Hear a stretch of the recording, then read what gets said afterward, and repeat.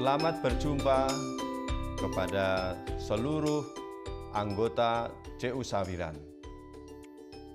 Pada hari ini kita akan bersama-sama belajar tentang bagaimana CU Sawiran dibentuk. Kita pertama-tama melihat bagaimana pedoman, peraturan, dan perundang-undangan yang ada. Kalau kita membahas tentang pedoman, peraturan, dan perundang-undangan dari Koperasi Kredit CU Sawiran, kita akan melihat tentang organisasi atau struktur organisasi dari koperasi kredit itu, yaitu adanya rapat anggota tahunan, pengurus dan pengawas, penasehat, manajemen, dan anggota. Struktur organisasi yang paling tinggi dalam Koperasi Kredit CU Sawiran yaitu rapat anggota tahunan.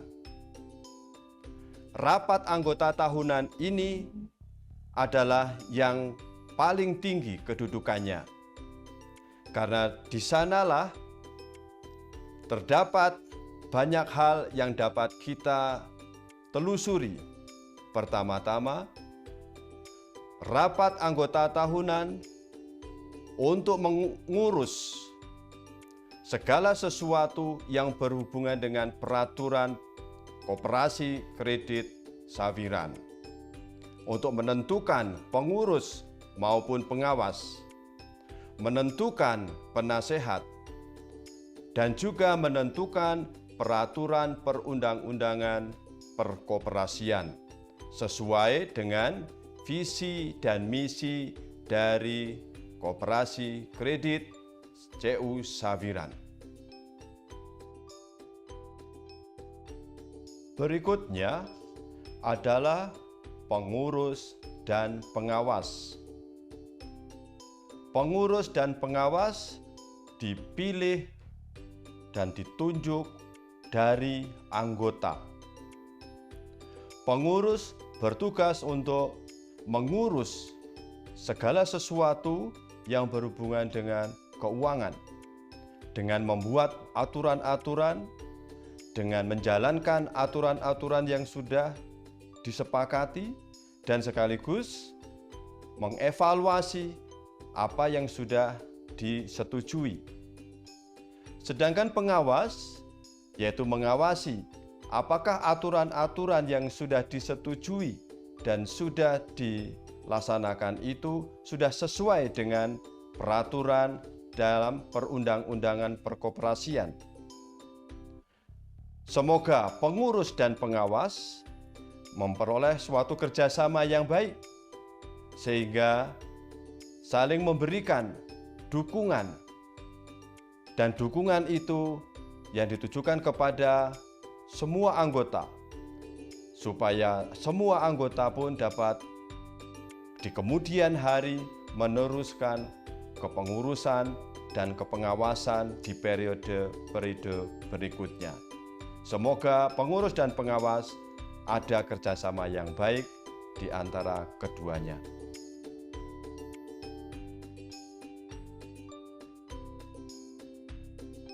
Selanjutnya, dalam mengelola CU Sawiran, pengurus memerlukan tim yang solid, yang baik.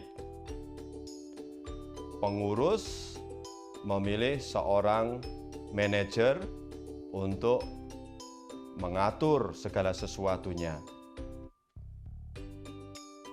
Manajer tidak bisa bekerja sendiri, diperlukan orang lain dan juga teman-teman, sehingga terjadi komunikasi antara anggota dengan pihak manajer.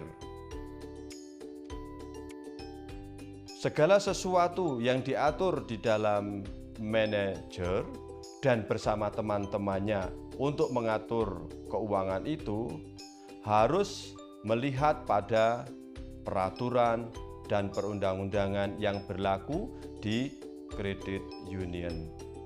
Mari kepada para anggota atau teman-teman, manajer dan teman-temannya, sungguh-sungguh dalam melaksanakan tugas ini terjadi kerjasama yang baik.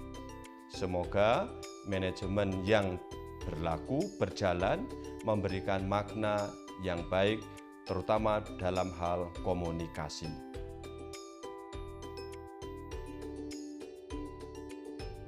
Selanjutnya adalah anggota.